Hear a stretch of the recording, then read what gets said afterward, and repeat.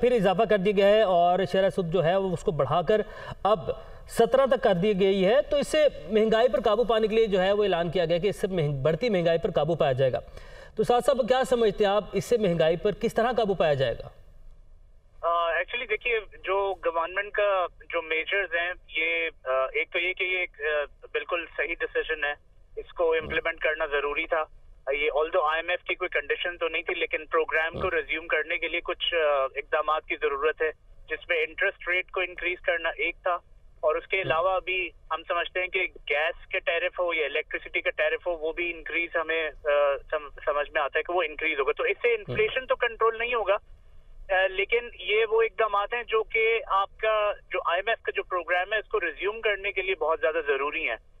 इससे इन्फ्लेशन में कमी नहीं आएगी, बल्कि इन्फ्लेशन अभी और बढ़ता हुआ ही नजर आता है जब आप गैस के और इलेक्ट्रिसिटी के टैरिफ को इंक्रीज करेंगे।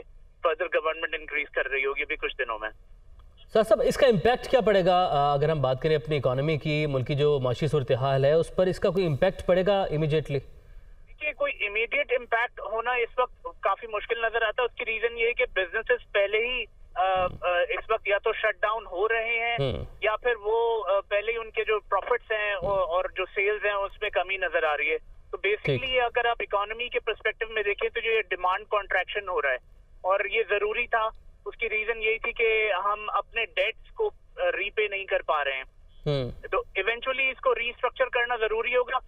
अगेन आई वुड से कि 4-5 जो मेजर डिसीजंस गवर्नमेंट लेने उनमें से एक ये डिसीजन है जिसको कि अभी गवर्नमेंट ने ले लिया, लेकिन आगे नजर आता है कि जब ये इलेक्ट्रिसिटी का टैरिफ को इंक्रीज करेंगे, गैस के टैरिफ को इंक्रीज करेंगे और सर्कुलर डेट को रिजॉल्व करेंगे, जो कि वो भी एक ओवरहैंग है, तो फिर हमें इसके मुस्बत असरात नजर आने शुरू होंगे अगले चंद महीनों में। ठीक, अगले चंद महीनों में इसके मस्बत असरात नजर आएंगे। साद बिन अहमद साहब का ये कहना। बहुत शुक्रिया आपके वक्त के लिए। हारिस ज़मीर साहब हमारे साथ मौजूद हैं। हारिस साहब, ये जो शरह सूद में इजाफा किया गया है और 25 साल की तकरीबन बुलंद तरीन सतह पर ये पहुंच चुकी है, आप क्या समझते हैं इसका क्या इम्पैक्ट है पाकिस्तान की इकॉनमी पर? और आम आदमी के हवाले से बताइएगा कि आम आदमी के लिए कुछ भला होने जा रहा है कि नहीं? माफी के साथ आम आदमी के लिए कोई भला नहीं होगा, इम्पैक्ट इसका मंफी होगा। ऑलरेडी हमारी जो इंडस्ट्रीज हैं वो डॉलर की वजह से क्राइसिस में उनके कंटेनर्स रुके हुए आज स्टेट बिल्कुल या तो सही कि वो नए कवानीन लेके आए उसमें इंपोर्ट में करानी नहीं चाहिए, लेकिन इसका इम्पैक्ट जो है मंफी होगा, क्योंकि बोरिंग कॉस्ट है। मतलब अगर वैसे ही लोग जो है गाड़ियों की और होम लोन्स को वैसे ही नहीं ले रहे क्योंकि कीमतें बढ़ गई, इसकी वजह से माइनस हो चुका है। लेकिन आने वाले वक्त में भी ये मजीद नीचे जाएगा, और जिस तरह से तवक्कुआत है कि शायद शरह सूद जो है आइंदा आने वाली मॉनेटरी पॉलिसी में भी मजीद बढ़ेगा। इसकी ज़रूरत क्यों पेश आई हारिस ज़मीर साहब? जैसे कि आपने भी अभी जिक्र किया, हाउस लोन्स वाले जो हैं वो एक बड़ी तादाद में लोग यहाँ पर मौजूद हैं, कार लोन्स पे ले रहे हैं लोग, उनके लिए भी मुश्किलात बढ़ेंगी। तो इसकी ज़रूरत क्यों पेश है? इसका क्या फ़ायदा होगा हुकूमती सतह पर? हुकूमत को इसका क्या फ़ायदा होगा? हुकूमती सतह पे तो जो है ना फायदा या नुकसान का मसला असल में हमारा शुरू होता है पेमेंट से। जब हमारे पास पेमेंट के वसाइल खत्म हो जाते हैं तो हम बोरोइंग करते हैं तो उसकी वजह से हमें दो नुकसानात होते हैं। एक तो ये कि इन्फ्लेशन बढ़ता है, हमें दूसरे जो रिसोर्सेज उनको टैप करना पड़ता है।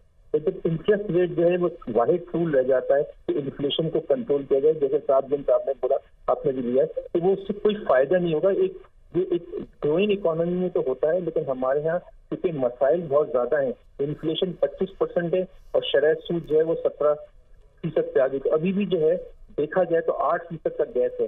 लोगों का ख्याल ये है कि मजीद शरह सूद बढ़ेगा, इससे हुकूमत को भी नुकसान होगा, क्योंकि अब वो आइंदा जो लोन लेने जाएगी, जब कलील और तवील मुद्दत के लोन होंगे वो और महंगे पड़ेंगे।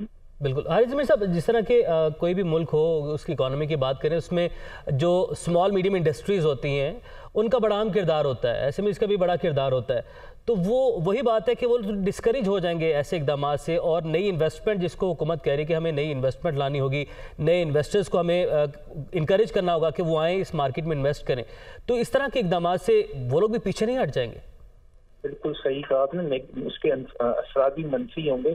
एसएमईज भी जो है उनका भी यही, उन्होंने भी मुख्तलिफ ज़राए मिनिस्ट्री ऑफ फाइनेंस और स्टेट बैंक को भी खतूत यही लिखे कि हमें जो रॉ मटेरियल है, क्योंकि डॉलर की किल्लत है, डॉलर की किल्लत की वजह से उनका रॉ मटेरियल नहीं आ रहा, इंडस्ट्रीज रुक गई हैं।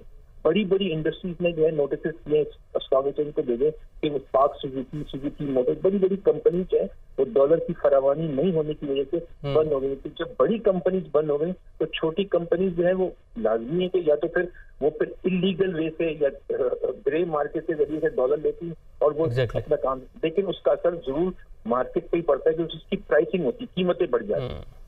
ठीक है, head of business desk Haris Zameer साहब हमारे साथ मौजूद थे, बहुत शुक्रिया आपका।